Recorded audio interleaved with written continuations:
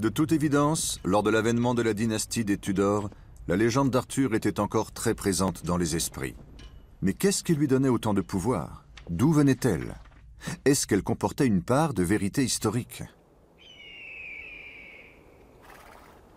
Pour tenter de répondre à ces questions, de nombreux historiens se sont intéressés à une autre époque troublée, 1000 ans avant le couronnement d'Henri VII. Si un roi comme Arthur a réellement existé, c'était sans doute à cette période.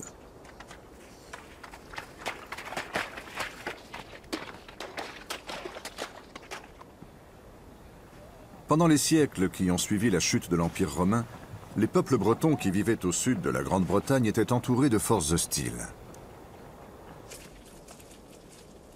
Ils subissaient à la fois les attaques des tribus nordiques et celles des guerriers de l'Ouest qui traversaient la mer d'Irlande.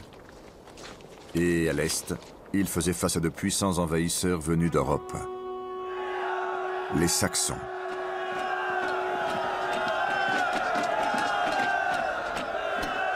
Les Bretons avaient besoin de chefs de guerre pour défendre leurs terres.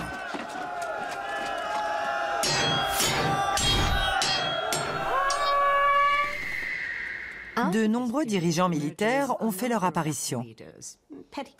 On les a souvent décrits comme des rois, en essayant d'identifier Arthur parmi eux.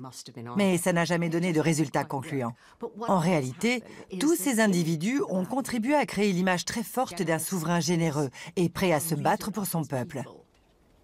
Et à travers les récits qui ont été faits sur ces différents chefs, la légende d'Arthur a progressivement acquis un aspect historique, celui d'un roi providentiel destiné à sauver son peuple. Alors qui était ce fameux héros qui a repoussé les Saxons? Quelles étaient ses valeurs, sa culture? Qu'est-ce que son peuple voyait en lui? Pour comprendre ce personnage, il faut à nouveau se tourner vers le passé en remontant beaucoup plus loin.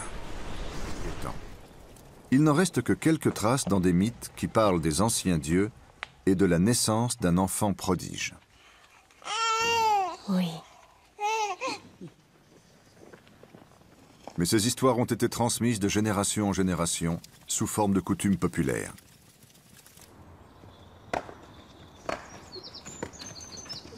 À la fin de l'âge de fer, il y a 2000 ans, les mythes et légendes de ce peuple faisaient partie intégrante de la vie des Bretons. Les historiens ont relevé des indices fascinants concernant les héros traditionnels de cette culture. Écrits de nombreux siècles plus tard, les premiers contes celtiques évoquent des êtres à la fois humains et divins qui utilisaient aussi bien la magie que la ruse. Certains d'entre eux se lançaient dans des quêtes mystérieuses. C'étaient les précurseurs du roi Arthur. Mais leur mode de vie paisible a été soudainement bouleversé. En l'an 43 de notre ère, les Romains ont envahi la Grande-Bretagne à la recherche de ressources minérales, de terres fertiles, d'esclaves et de gloire.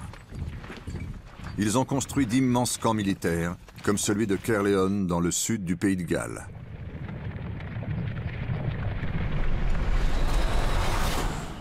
Caerleon est une ville très importante dans le cadre des légendes arthuriennes. Certains spécialistes affirment que la célèbre cour de Camelot se trouvait en réalité ici. Et à l'époque des Romains, Caerleon était une cité impériale très animée, comme le montrent les fouilles archéologiques récentes. Nous travaillons sur une modélisation 3D de cette ville romaine.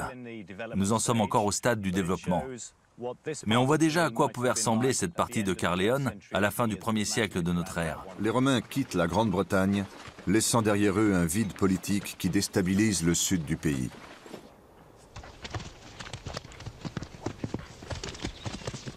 C'est à cette période que les chefs de guerre bretons doivent s'élever pour défendre leur peuple contre les nouveaux envahisseurs. C'est le monde du roi Arthur.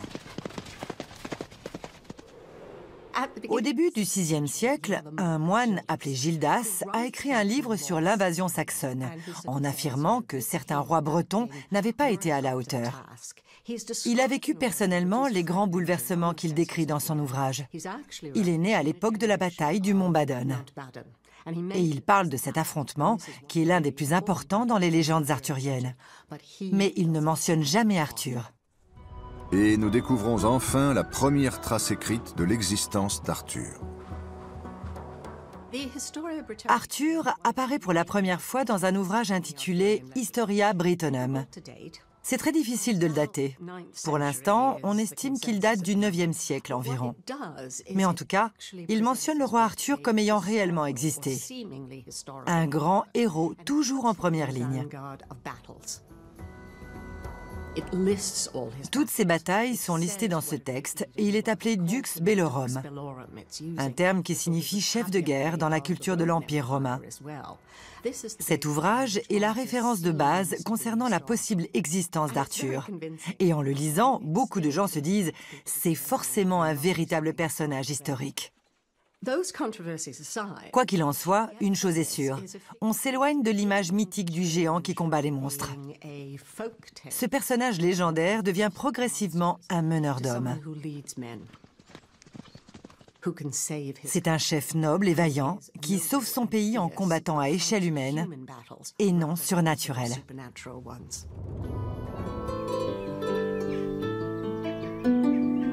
Malgré son héritage omniprésent et les prophéties qui annoncent son retour, il semble que le légendaire Arthur reste dissimulé au cœur des montagnes galloises, condamné à n'exister que dans la mémoire collective de son peuple.